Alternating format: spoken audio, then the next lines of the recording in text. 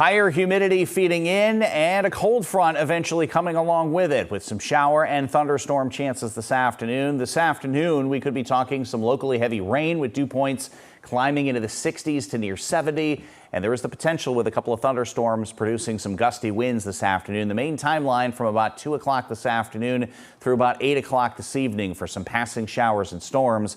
Some of those with the locally heavy rain and the gusty winds. It all moves by later tonight, but the humidity remains behind that with lows in the 60s to near 70.